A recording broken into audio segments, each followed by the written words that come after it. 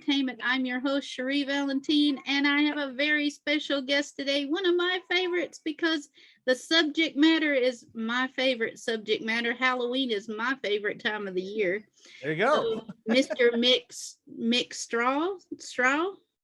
Hello, Strawn. Strawn, okay. It's like my dad used to say, it's easy. It's like straw with an N on the end of it. I can't read my writing. Well, that's who can really? My writing's so bad. I should have been a doctor, and I'm always practicing everything. I guess I should have been too, because I was like, what did I write here? Okay. There you go. All right. Well, Mr. Mick Strawn, is that correct? That's right. All right, we got it now. All right. So tell me a little bit about yourself. Let's see. I've either been an effects designer, a production designer, or a producer or a director since the early 80s. My best known work would have to be as the production designer on Nightmare on Elm Street 3 and 4, and the Nightmare on Elm Street TV series, and I've done all kinds of weird little things. I did Leatherface. That's the original part 3 to the Chainsaw series, and I've worked on Blade. I've worked on Critters 2, Hercules, the TV series. I've done recently done a lot of little things in like Vengeance, which is a horror film that's based on the Friday the 13th. I did just recently, and I have a film coming up. I'm going to be a character in a couple of films, and let's see. And I'm directing a film coming up called The House in the Pines, and all kinds of things. Oh, those sound right up my alley, like I said, because Halloween is my favorite time of the year, and I think I've seen almost all of those things you were talking about. So tell me how you got into special effects. Well, my sister started in theater in New York, and came back out to LA in the early 80s, and I came on just to help her out. I was involved in construction and stuff like that, and I never had any intention of getting involved in the film business. And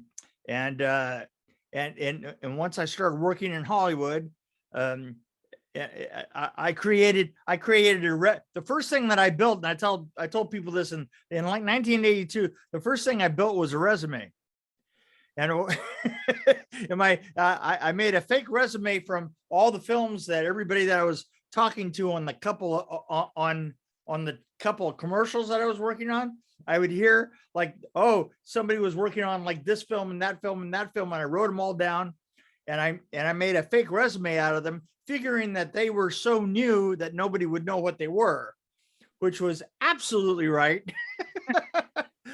And it felt very strange after being in the business for 5 years that I actually had to take 5 years off of my resume, because I felt like I cheated myself. I guess I need to make me a resume like that then. That's what I need. This was before everybody had a record of absolutely everything that you did. Right. Well, I'm sure that you did really good though afterwards, and you got all these different ones. So what is your favorite movie to work on? Which one of those was your favorite?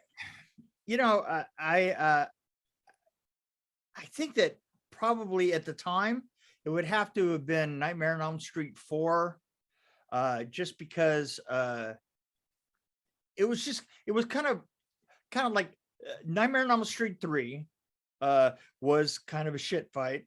It was a kind of a smaller film, and it was just plagued with director.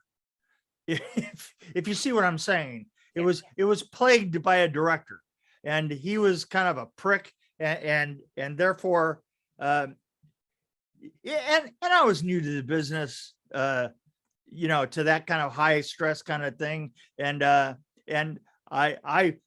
blunder along really well. It's like, they come in and they go, oh, you're going to go over budget. You're going to go over budget. So the next day I'd fire everybody. And I'd just be standing out there by myself going, da, da, da. And I admit, I was kind of a prick at times. And I just stand out there and go, okay, guys, well, what am I going to do now? And they go, all right. We'll just, we like your ideas. So we'll give you another 20,000. And then when that 20,000 run out, I'd fire everybody. And then we go through the whole process again. And it was pretty amusing, actually, It's So was that one your most difficult and your favorite? Well, Nightmare on Elm Street 3 would have been very difficult. Nightmare on Elm Street 4. By the time I hit Nightmare on Elm Street 4, I was golden child. Everything that on 3 looked so good. I mean, on 3, we had this concept going that because Nightmare on Elm Street, the first one, came out. It had a kind of a weird non-ending, and then Nightmare on Elm Street 2 went a completely different direction, which and I was shown both of those. I hadn't really seen them in the theater. I was shown in the classic projection room. Yes. Right. The idea of the projection room. Well, I was shown those two films in a projection room, and then we had a meeting right there in the projection room. We had this meeting like, well, what are we going to do here? Well, the new script. Now, I had been working on the script already because I had been working with a lot of the effects with Peter Chesney. And this is on 3. I've been working on a lot of the effects with Peter Chesney, and I got in the job as the art director. I actually made an elevator pitch in an elevator while heading up an elevator to drop off the billing for Peter Chesney. I had actually gotten the job Wow. in an elevator pitch going with me basically going, well, Jerry Olson jumped in and Jerry into the elevator, and I knew Jerry from before. And we're writing up, and I go, Jerry, I know all the effects, and you need an art director. You know that I know how to art direct. And so why don't you make me the art director? And in 8 floors, when the doors opened up, he goes, well, come on, we'll go in your first meeting. When you heard it here first, guys, if you're in an elevator, make sure you do that. You know what? There's a reason they call it an elevator pitch. Yeah. So then, after I was shown the first 2 films, they say, well, we're trying to do things to make this not a worse film, right? Because the way that it was back then is and the way that most of these films are is like you have a really great idea, and then the idea and the money that you put into it and the money that you get back kind of progressively goes down and down and down and down and down until until like great idea part 8, you spend 25 cents on, you get back a dime. So what we were figuring was, well, we're not going to do it that way. We had obviously the script had the scripts themselves, the idea, the concept of Nightmare on Elm Street had run into a problem. It had run into the Superman problem. And the Superman problem is that, eventually it's like, how do you make something interesting with Superman? Because Superman just can come in and, well, I'll just go in and I'll just turn time back, right? And I'll make it not even have happened or something like that, right? Because he's ultimately powerful. So Freddy had that problem of being ultimately powerful. I mean, eventually you go to sleep, right? Right. So Wes Craven, sweetest guy ever, Wes Craven said, well, we're going to take care of that problem by him being able to bring people into the dreams, right? So then we kind of can gang up on him, bring people with different talents and so forth into the dreams. And so that was the writing element of it. The other thing that they decided to do is that they wanted to take they want to take Robert Englund off of the chain, let him off of his hook, because he really was a talented person. And so and he's very funny, and he's very, very, very smart. And so they kind of made Freddy smart and funny, right? Cool. And a lot of that had to do with them just letting Robert kind of do his own lines and stuff like that. So then you had, so those two elements. Now you had two elements. You could bring people into the dreams, and you had Freddy off the hook. And I came into and I'm at the meeting. I said, well, I think that you should stop going as much as you are on locations, and let me build out some of these wacky dreams, and let me give you a look for this dreams, and give it a journey feel to it. That was my concept. My concept in both that and the next one was maybe less of a horror film and more of like a Sinbad the Sailor Adventure kind of film. And you can see it in the film, right? In 3 and 4, I mean, they're more like we get together and we're going, I mean, whether we have to or not, we're being driven by Freddy, but we're going to go on this journey through this weird, wacky world, right? Mhm. So that's kind of like what I did with 3 and 4. The only difference is that 3 was kind of working against Chuck Russell, because he just was not a pleasant person to work with. And 4 was, we didn't have much time on 4. We literally started in February, right after we got off the stages of 3. We got off the stages in December, right? We were filming right across the street from a jail. We got off of that stage, and by February, we were already into the pre-prep for Nightmare on Elm Street 4, and it was released in theaters in August. So we literally did that between February and August, which is an incredibly short period of time. Right? Yeah. We didn't have time for opticals. We didn't have time to like have one person overlooking all of the effects. So I overlooked all the effects, and we hired everybody in town to do one separate effect. And then I brought them all back together. Well, your effects were amazing in that one, because I remember it to this day, how wonderful they were. So tell me a little bit about Blade. Well, Blade, now the thing is, Blade, I had a lot of problems with Blade and the director and stuff. And the thing that in the end, I wound up just doing the blood shower sequence and doing the rigging on it, doing the special effects rigging and the set rigging and stuff because basically that was an entire shower situation where we had like 3,500 gallons of blood, really thick blood, I mean, it had just such a great look. And in order to pump that, we had these just pounding, just 3 huge pumps.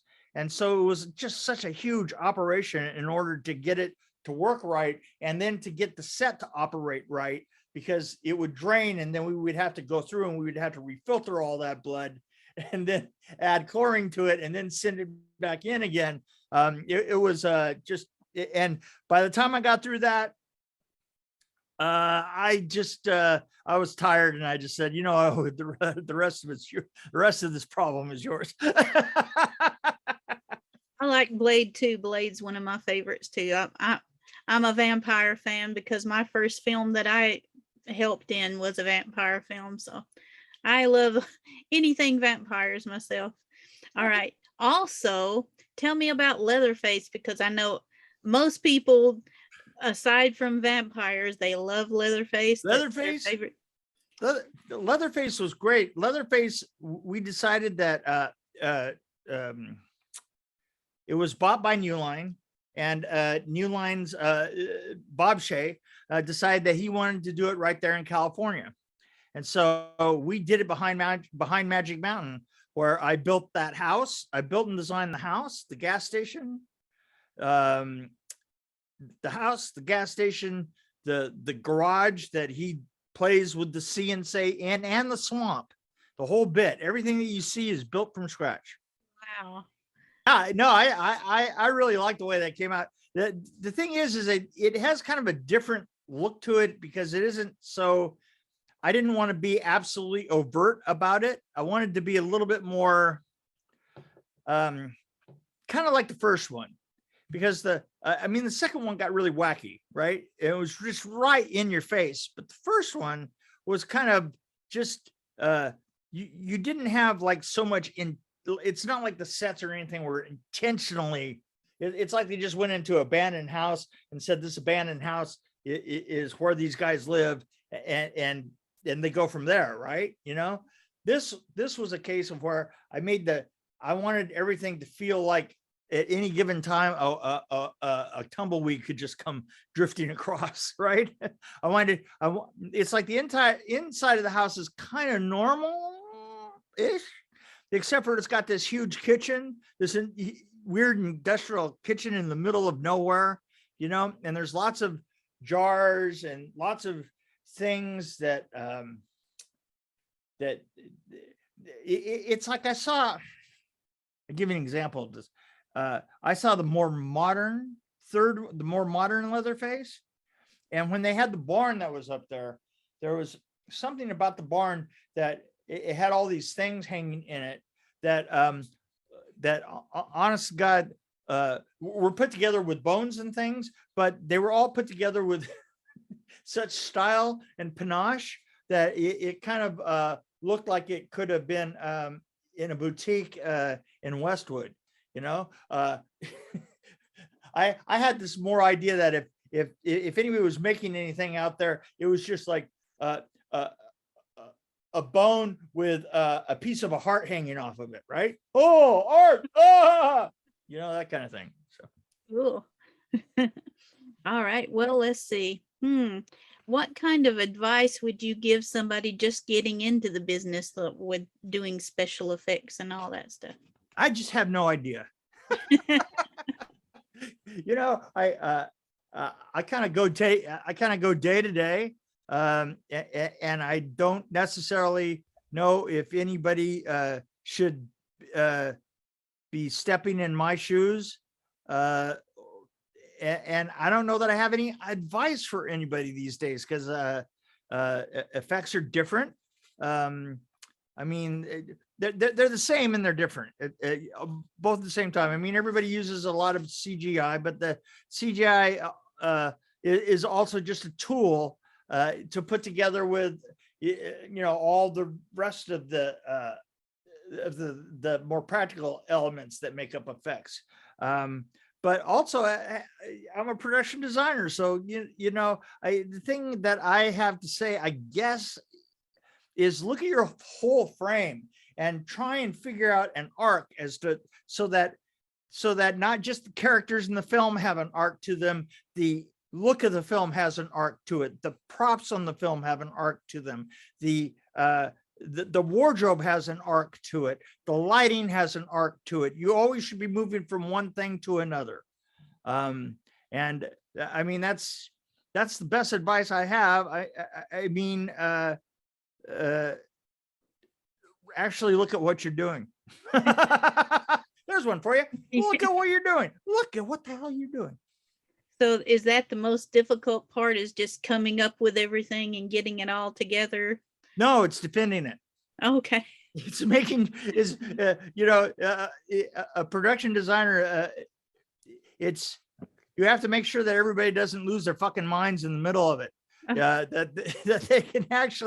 they actually follow the ideas that you set out at the beginning, and they actually use them, and they actually film it right. So you have to look at all of it. You have to look at it as it's being filmed, and not be thinking to yourself, well, oh, that's a nice look there. Hey, you like that? Woohoo! Actually look at things as they're being filmed, and make sure that the other people that are on the film are, you're carrying that look with everybody on the film. So make sure that they know what you're trying to do altogether. It's kind of hard to take somebody seriously this way, isn't it? You look like the Grinch. That's what Well, I see you go to conventions a lot. I do. Do you like going to those conventions and meeting the fans and everything? I do. I like to like see what's going on, and I know this is gonna sound weird, but I kind of my heart hangs with younger people.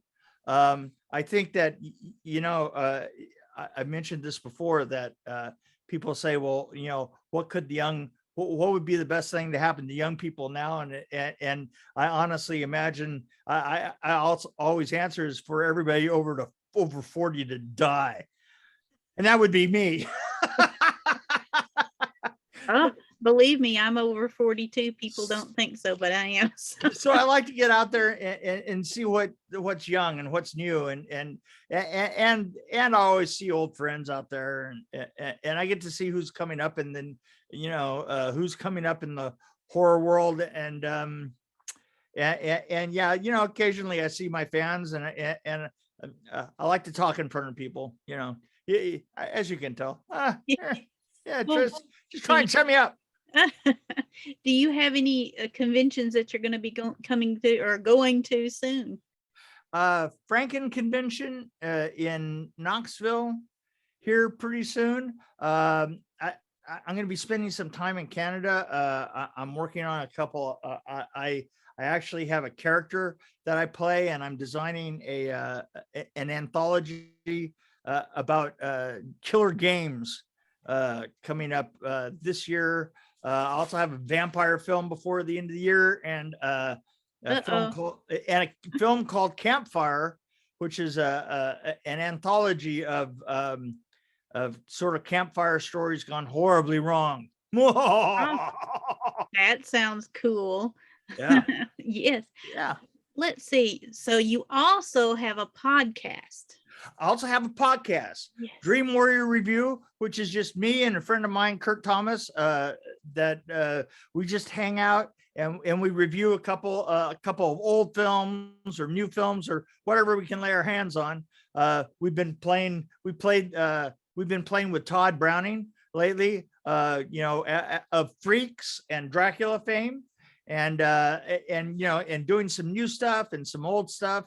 And it just gives me a chance to get on the, to get out and be a lunatic.